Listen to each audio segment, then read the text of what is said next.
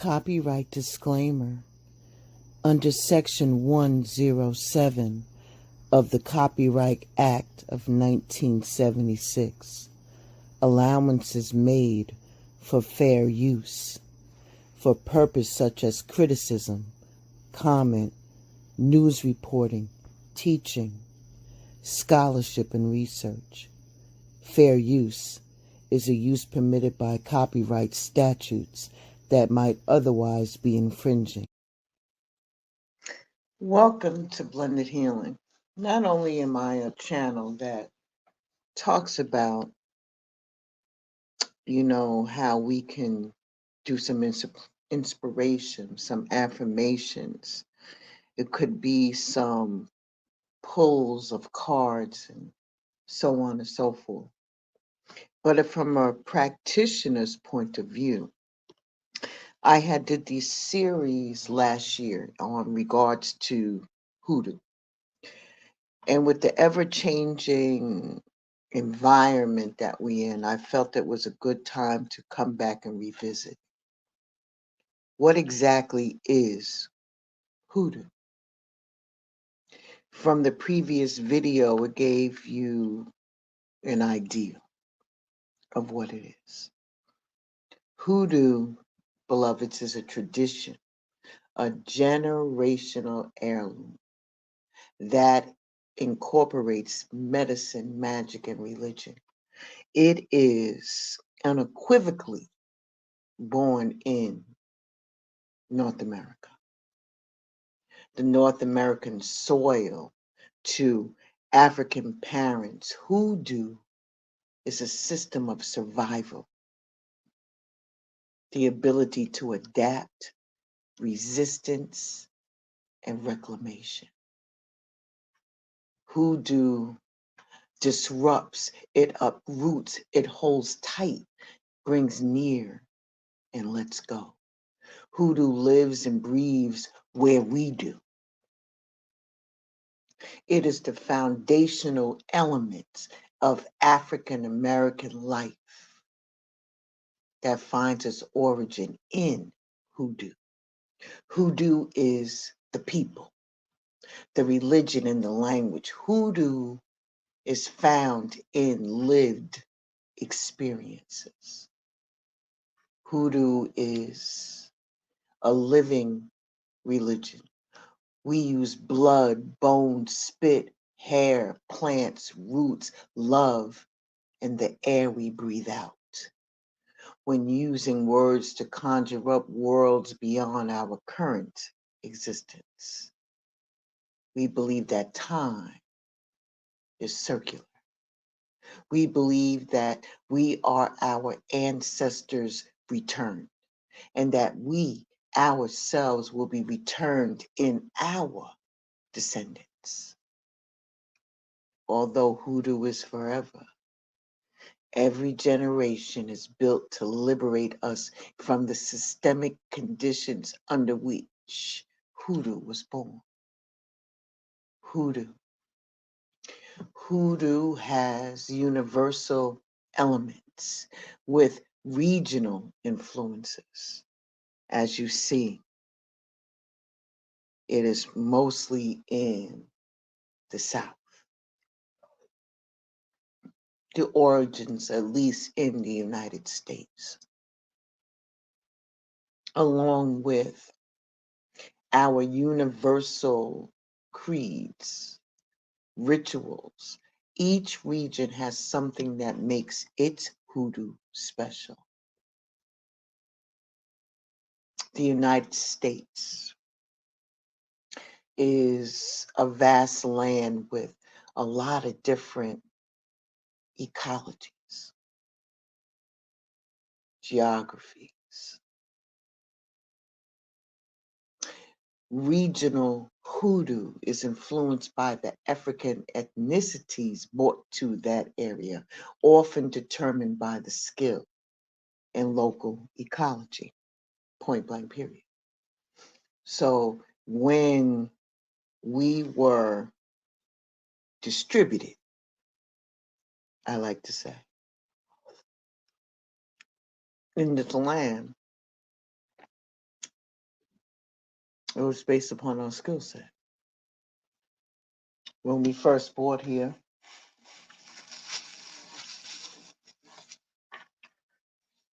we were separated. As you know, the story is told over and over and over again. But is it his story or is it the story? In Chesapeake, Virginia, they have a particular influence from the Igbo ethnicities in Senegal and Gambia, and the Bakongo traditions as well as other traditions. Virginia, that state, brings much of the Igbo influences. Maryland brings much of the Gambian influences, and Congo influences are both states. As many families have moved around the Chesapeake area, which includes Maryland, Virginia, DC, parts of Delaware, northern part of North Carolina, and the eastern part of West Virginia, Alabama, the lowlands in South Carolina and Georgia. Don't forget about Alabama, Louisiana, East Texas, Arkansas, Tennessee, the Appalachians. Mm, that's right, I mentioned that. It's being part of West Virginia. What about Florida? What about the Gulf states? Those areas. Those areas, the particular hoodoo tradition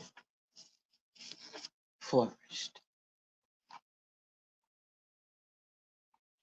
When we focus on the Chesapeake area, also known as Tidewater hoodoo,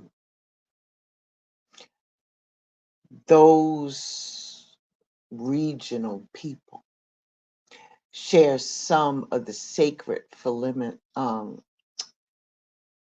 familiarness to the Low Country, like the Gullah Geechee hoodoo. In addition to the links to the Obi, Obida, Obida in Jamaica and in Barbados. The Odiniani, the Odiniala, which is Igbo, is the region's mother's religion, with the father religion being that of Senegalese, Gambian, and Congo traditions broadly. I know I messed up those names, but I try. When I see them, I see them. I understand it.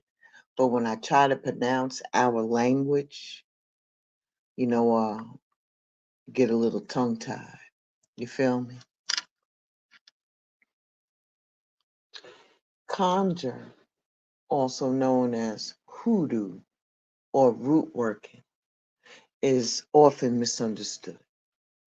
More often than not, it's described as African American folk magic or completely stripped of its Africanity, if subtracting the African and just referred to as American.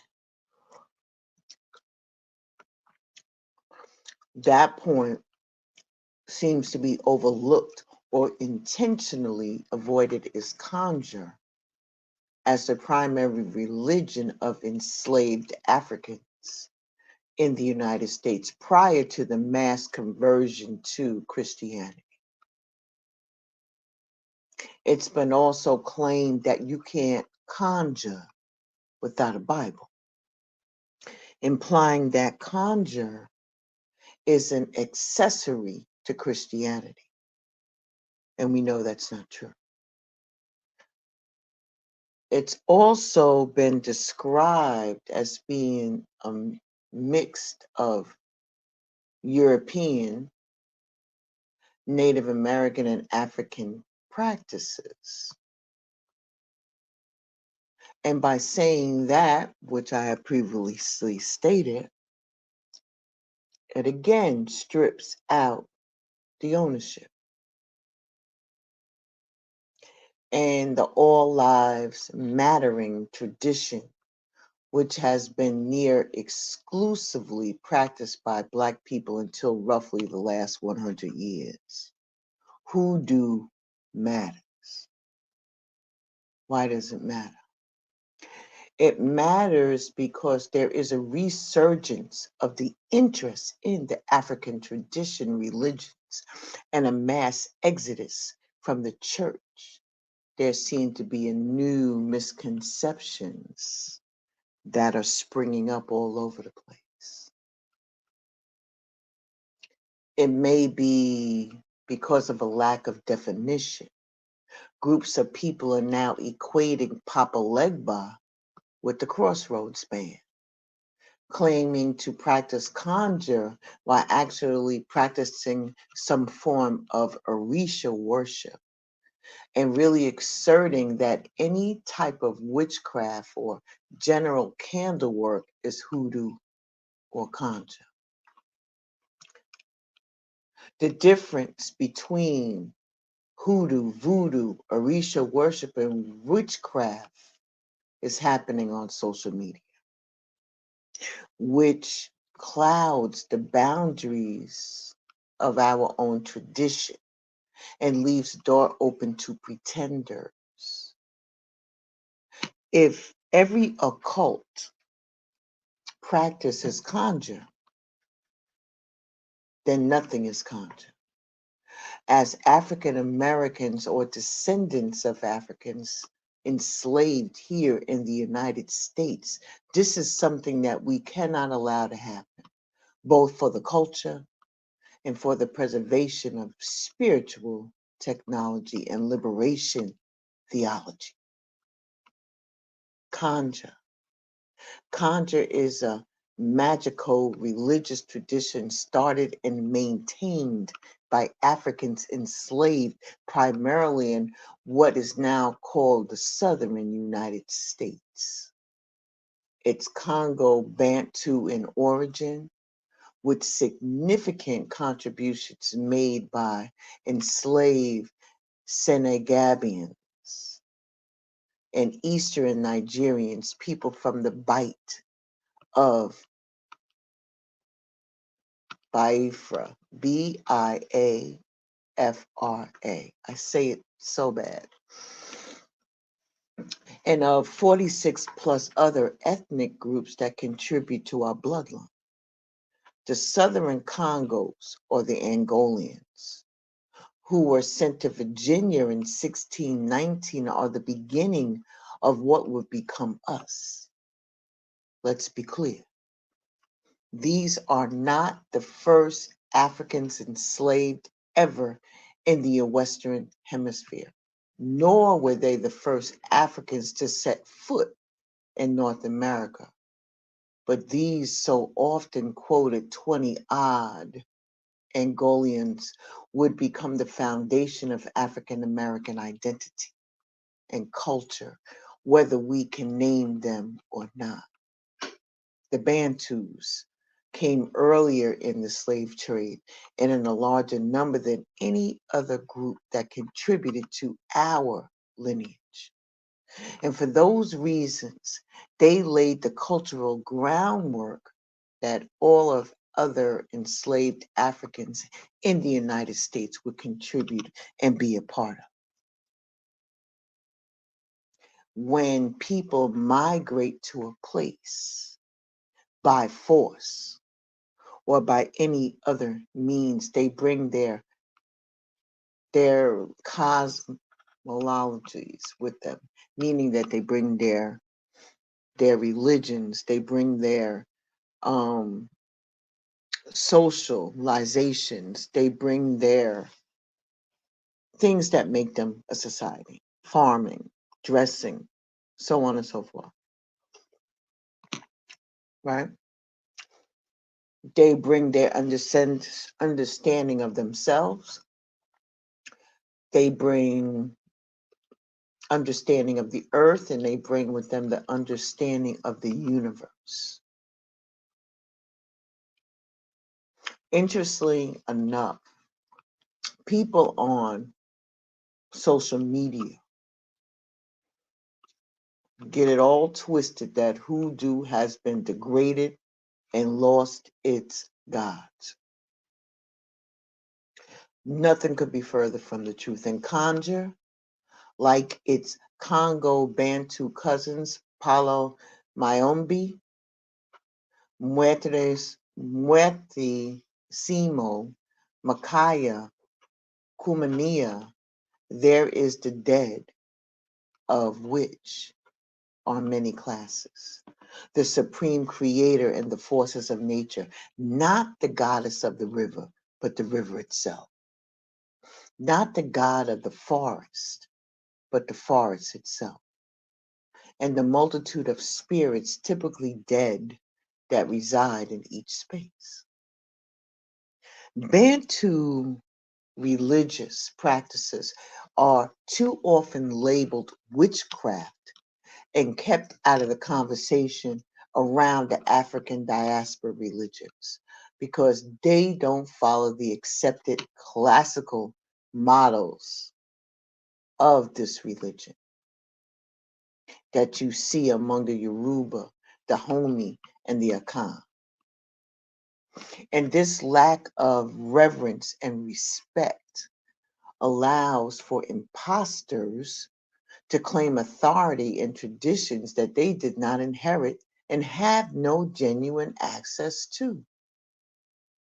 The multitude of books available on conjure are typically written by white authors, claiming some semblance of authority in this tradition. In order to make those claims, they have to rip it into pieces and create delusions and fantasies about its origin and beliefs to fit themselves into it in order to sell the books, the oils, the crystals, and the tarot card decks that have to diminish it to fortune telling and semi effective superstition so that their claims of importance sound valid and real. They do not have the dead to capably work anything resembling conjure. They didn't inherit our pre existing pacts with specific plants, the Simbi, the conjurers of old, nor are they descendants of any Maroon populations that did much of the preservation work in this tradition. They can buy 1,000,001 high John the Conqueror roots.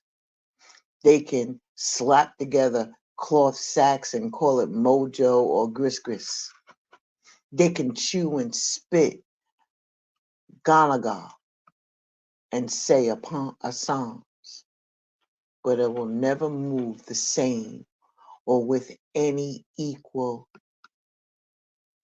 energy if it moves at all. The target of the work cannot also teach the work. And when you recognize that there is consciousness in plants and minerals, dirt, rocks, herbs, humans, and animals, and utilizing the natural forces and the dead in a Bantu based African American traditions to create precise and specific outcomes to liberate ourselves from the violence and the oppression of the oppressors. That is conjure. Understanding that you are an African, that the Creator made you a free person, and that you have a right to defend that freedom with force and violence, both spiritual and physical, is the foundation of that religion. and it is a religion. Spirituality today. But back then, they had the right to defend their freedom with force and with violence. We don't need any more violence in our lives as a people. We really don't.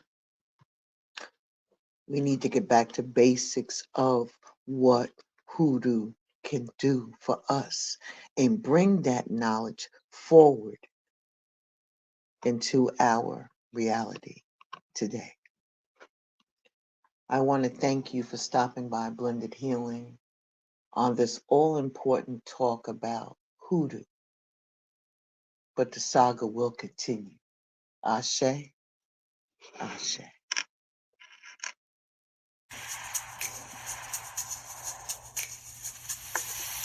Ancestors, I call out to you in the far reaches of our ancestral abode in heaven. I call on you to remember and honor you.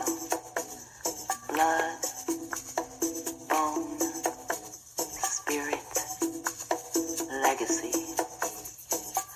Surround me with your light, your love, your power, as I prepare for my day, my daily walk in life. Please be my shield. And I pray, now that I am waking up, I give respect to the realm of the ancestors.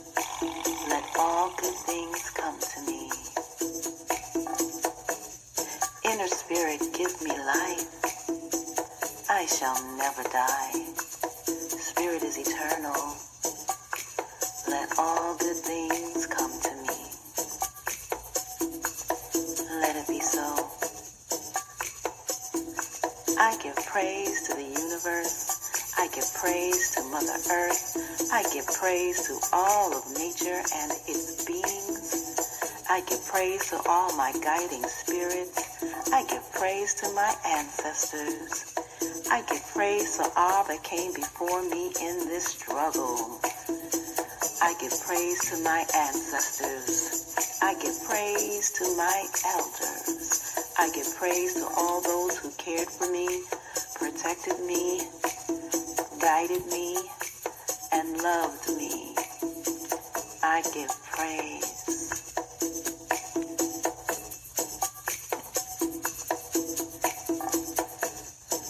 I salute all my ancestors of my bloodline who sit at the feet of Olodumare, the exalted of the heavenly world. I pay homage to all the generations that meet generations in heaven. I call on all my ancestors in order to remember and honor you. I ask for guidance and protection in order to break the cycle of negativity which tries to stifle my spirituality.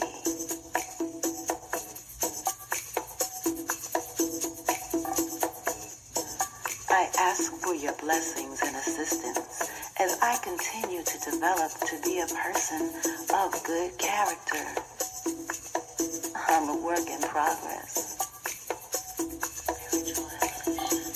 I pay homage to the spirit of the ancestors. I pay homage to the spirit of cool water. Bring me the blessings of spiritual guidance. I cannot live or die without my ancestors' blessings. I thank the water for its many blessings.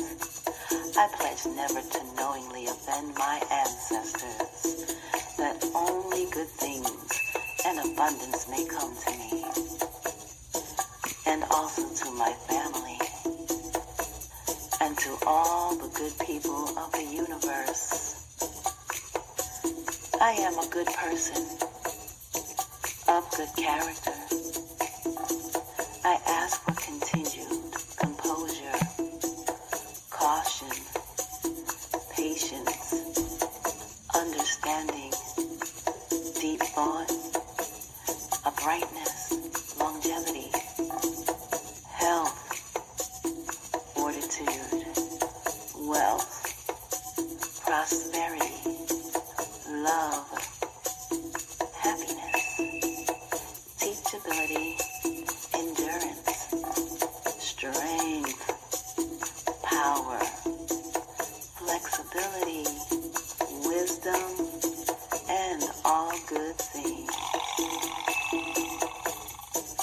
Mojuba Lodumare,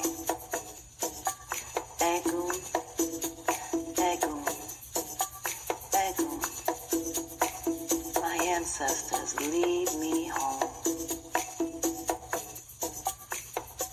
Ashe.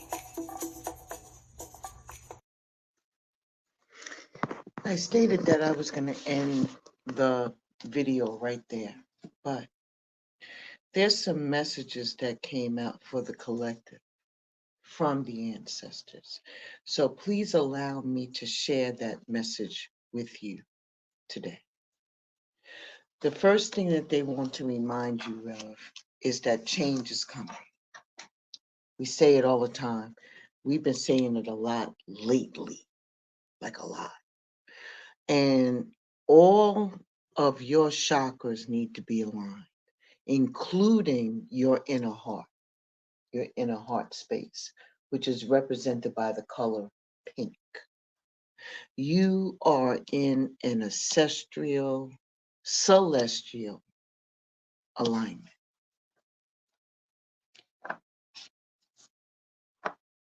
The goddess that came forth today for you is from out of the nation of Zulu in South Africa, a high priestess. In Nicole Sazana is her name. And she is the leader of healers and a teacher of teachers, whose love for humanity makes the corn grow. She dwells in the foamy waters, but is known as the heavenly princess. As above, so below is the celestial alignment. She wants to know, how do you feel? You think often about what you want, but the goddess energy speaks to you in feelings. The celestial alignment is being in sync with the energetic feeling, the frequency of the sacred. Everything that you desire is in that frequency. Match it with your feelings. That is the energy of the God and the goddesses. Your natural path is to be in alignment with your own divinity. No one can take from you what they did not give you. So declare in a loud voice that you are always being guided in the right direction. Ashe, Ashe. And what is this spirit of scarcity? When you have the divine behind you, the holy trilogy, what is there for you to fear? This is a part of your shadow, working on that feeling of scarcity. The person that comes forward for you is Ada Trinidad in the diaspora. It goes way back. The beauty by day and a hag at night. The Salkoyant is an energy vampire. This goes way back. And is also known throughout the diaspora as the old Higu or the Boo Hag. Whether your energy or your blood for vampire is there is never enough to go around. Stop going to the ocean and asking for a thimble full of water. It doesn't feel like it when you are desperate. Scarcity and lack is an illusion. Prosperity is believing that there is an overflow more than enough for love, happiness, well being, and money to go around. Vampires take from others because they don't have enough life force for themselves. That is scarcity consciousness. And when you take that on, that lack, you are always hungry, tired, and jealous. Don't short yourself. Make a gratitude list. What are you grateful for right now? Beloved, you have so much more than you realize. You have access to unlimited joy, love, good times, pleasures, and prosperity. Be grateful for your riches. Say out loud that my blessings always overflow. This is a warning for you to protect your energy and stop acting on that fear. And lastly, Queen Nandi, who is the goddess of intuition from the Zulu nation. She is the mother of warrior King Shaka Zulu. His father's royal family rejected her. They said that she wasn't pregnant and her belly resulted from an Ishaka beetle stinging her. But Nandi knew her son would be great before he was born. What is your guidance telling you? Put your hands over your third eye, which is the center of your forehead, and ask, if I knew what the answer is, what would it be? And then follow your first instinct. The creator, source, God, and your ancestors connect with you through your intuition. Trust your internal GPS. The nudges, the signs, the coincidence are divine guidance. Slow down. Go for a walking meditation. Be present with nature and pay attention. Being present allows you to feel, to hear, to see, and to sense your guidance. You already know.